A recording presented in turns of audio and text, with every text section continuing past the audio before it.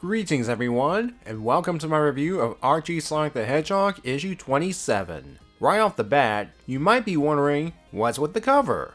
Well, to go ahead and get this out of the way, yes, Sonic and Robotnik will be working together. Again. As for the poses and the newspaper aesthetic, it's an homage to the Amazing Spider-Man issue 56 cover, and in that story, Spider-Man gets amnesia and teams up with Doc Ock. I think we can guess how Sonic and Robotnik become a team this time. Not surprising since Penders wrote this story, and he's known to be inspired by other media. Admittedly, he's not the only writer to do this, but I think at times he's less subtle about it. And then there's all the pop culture references he randomly places in his stories. And this one will have a number of them. One thing that's cool about the cover is the newspaper text behind Sonic and Robotnik. It's not just random gibberish. If you look closely, it gives hints about upcoming Sonic specials and miniseries. I'm tempted to go through the text, but this intro has gone on pretty long.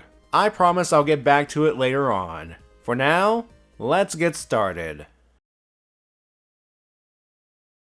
One evening in Robotropolis, two Mobian dogs named Sleuth Doggy Dog and Kix-a-Lot. Wait, hold on. Seriously? I guess Penders wants to parody names of rappers that were big in the 90s. Okay, one of them's still big today, but still. Anyway, back to the story. They are spray painting a coded message for the freedom fighters on the side of a building. They make it look like vandals are messing up the city, and once they're done, they slip on their SWAT-bot disguises and disappear. Later, Sonic arrives to retrieve the message. He honestly doesn't know what it means, and I couldn't find out what it means myself. If anyone in the comments could figure it out, please let me know. Sonic is soon spotted, and as he tries to escape, the SWAT bots successfully stop him when one ambushes him and knocks him out with his body. Goes to show why it's important to pay attention and be in spin dash mode when dealing with these guys. Sonic is taken to Robotnik and Sniffly.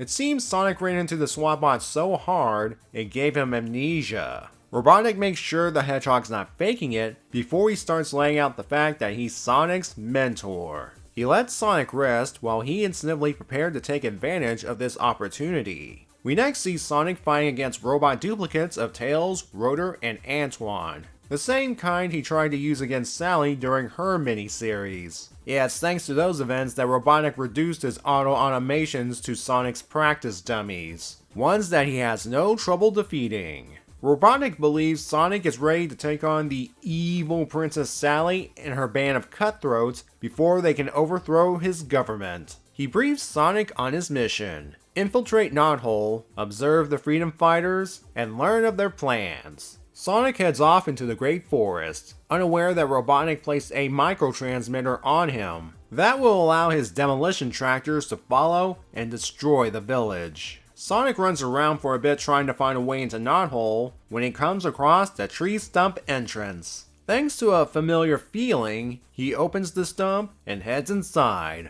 Welp, Robotnik now knows about the hidden entrance. Rotor's monitoring Sonic's approach as the tunnel recently had a new security system installed, and Sonic is setting off the alarms. Quick scans reveal the transmitter, and Sally has Rotor seal off the tunnel. However, Robotnik's planned ahead since Sonic's not in his right state of mind. He instructs Sonic to use his hand laser to blast the door open. The next obstacle Sonic has to face is the Triple Junction. 3 tunnels, with one being the way to Knothole. As Sonic guesses which way to go, Robotnik's transmission cuts off. He regains the signal after Sonic has chosen his tunnel, so he doesn't know which one he picked. It's number 3 if you're wondering. Apparently it's the right one, as Rotor and Sally are panicking. They're left with little choice but to flood it to prevent Sonic from reaching them. They also collapse the way back so Sonic can't escape. Out of pure instinct, Sonic starts spin dashing upwards through the ground, during which Robotnik, Sniffly, Rotor, and Sally have no idea what's going on. Sonic makes it to the surface before the water overtakes him, and he speeds on forward towards Knothole. Sally, Rotor, it's time to sound the alarm. Outside, Antoine has the women and children take shelter, while he has everyone else mount a defense at the barricade. Not that it does them any good. We then end with Sonic appearing in front of Sally and Rotor. Yeah, we got a two-parter here. Also, for some reason, Sonic's singing a version of Bad Boys. I swear, between the cops theme and the parody rapper names, Penders really loves hammering in the pop culture references because he believes he understands the comics audience. My opinion? He doesn't. The only other story this issue has is a two-part preview of the then upcoming Sonic 48-page special, an adaptation of the game Sonic Triple Trouble, though it only appears in the original printed issue.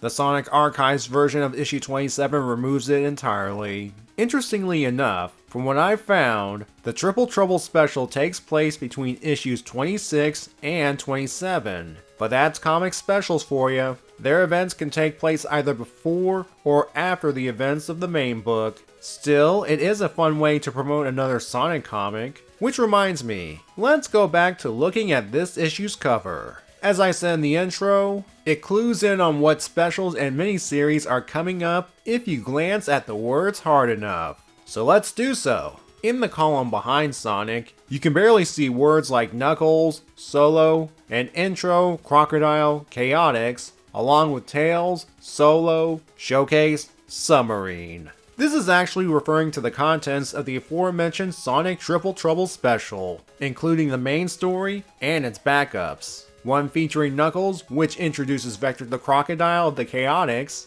and the other is Tails' solo outing, which introduces his submarine, the Sea Fox. Now let's look at the first paragraph of the middle column that has the words brand new, two-tailed, sure as in adventure, continues, and number 29.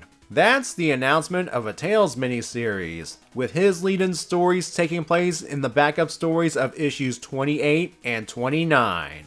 The third and final column starts with the announcement of the Knuckles Chaotix 48-page comic adaptation, which will start the build-up to Knuckles' own miniseries down the line. Now granted, some of this stuff makes more sense after the fact, but again, I do like how they tease future events in this kind of format. Well, that's enough of looking ahead. Let's focus on the present.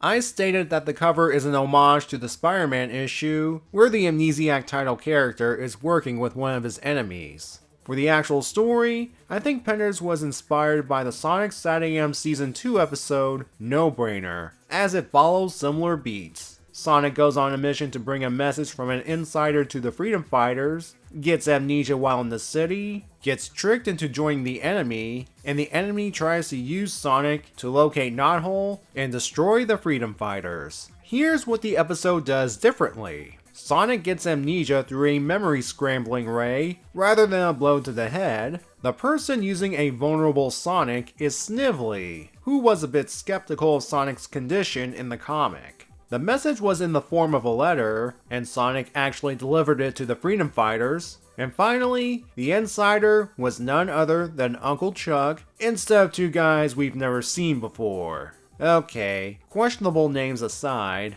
I do like the idea of individuals risking their lives to get intel to the Freedom Fighters. We'll see this group, the Robotropolis spy network, again in the series, where we'll see that there is a third member. Fly Freddy. Well, at least they're consistent with the naming theme. If you're curious about Uncle Chuck's whereabouts, don't worry. He'll make his reappearance in about a few issues, and he'll assume his Season 2 role. So the Freedom Fighters will have multiple people on the inside for a time. As for the plot of this issue, Robotnik's gambit of using Sonic in his current state is so far paying off. He knows about the tree stump entrance, and despite a couple of moments of interference, he's maintained a clear line of communication. Even if he doesn't know the exact directions to Knothole, the tracking device will allow his demolition tractors to find the village. Robotnik was also hoping Sonic could take on the Freedom Fighters as an extra bonus,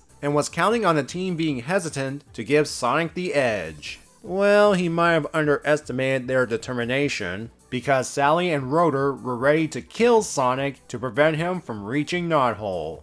Granted, they detected Robotnik's transmitter and had to stop him, plus they don't know about the memory loss. But still, that's a bit extreme. If it wasn't for Sonic's gut instincts, he'd be a goner. Because the story is a two-parter, I'm going to save my final score until I review part 2. So come back next time as Sonic faces off against his teammates. With that, have a good day everyone.